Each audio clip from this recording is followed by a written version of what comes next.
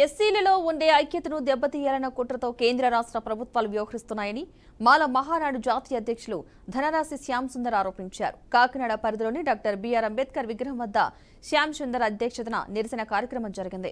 దళిత గిరిజనులు రాజ్యాధికారం చేపట్టకూడదని వర్గీకరణ అంశాన్ని తీసుకువచ్చి ఎస్సీ ఎస్టీలను విడదీసి క్రిమిలేయర్ అనే ఒక కొత్త పదాన్ని తీసుకొచ్చారని విమర్శించారు.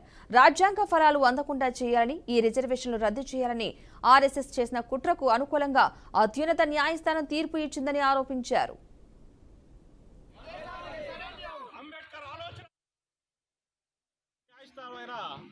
సుప్రీంకోర్టు 7 ధర్మాసనంలో 6 వర్గీకరణ చేయాలని, ఎస్సీ ఎస్టీలను విడదీయాలని, అదేవిధంగా ఈ భారతదేశంలో ఉన్న ఐకమత్యాన్ని పాడు చేయాలని, ఎప్పుడూ కూడా ఈ భారతదేశంలో దళిత గిరిజనులు ఎవరూ కూడా రాజ్యాధికారంకి రాకూడదనే దురుద్దేశంతో మాత్రమే ఈ వర్గీకరణ అనేది తీసుకొని వచ్చి ఎస్సీ ఎస్టీల్ని విడదీసి క్రిమిలేయర్ అనే ఒక కొత్త పదాన్ని తీసుకొచ్చారు. ఈ క్రిమిలేయర్ అనే పదం ఏంటంటే, ఎవడన్నా చిన్న ఉద్యోగం చేసుకున్నా, ఎవరికన్నా ఇల్లున్నా వాడికి రాజ్యాంగ ఫలాలు వర్గీకరణలో కాకుండా చేసి ఈ రాజ్యాంగ ఫలాలు అందకుండా చేయాలని చెప్పి ఈ రిజర్వేషన్ని రద్దు చేయాలని ఒక కుతంత్రం ప్రకారంగా ఆర్ఎస్ఎస్ చేసిన కుట్రకి ఈ అత్యున్నత న్యాయస్థానం కూడా ఈ విధమైన జడ్జిమెంట్లు ఇవ్వడం అనేది తప్పని, ఇది తీవ్రంగా వ్యతిరేకిస్తూ మేము అత్యున్నత న్యాయస్థానానికి రేపు రివ్యూకి వెళ్తున్నాం.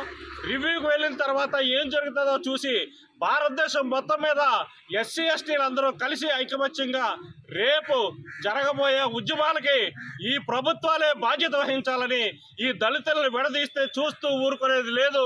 ఈ విధంగా చేయడం వల్ల దళితుల్లో ఐకమత్యం పెరిగి రేపు రాజ్యాధికారానికి కూడా మేము రావడానికి అవకాశం కల్పించినందుకు ఒక విధంగా ధన్యవాదాలు తెలియజేస్తూ, బాబాసాహెబ్ అంబేద్కర్ రాజ్యాంగాన్ని తుదిపెట్టించాలని చెప్పి ఈ ప్రభుత్వాలు చేస్తున్న కుట్రని ఏ పరిస్థితులను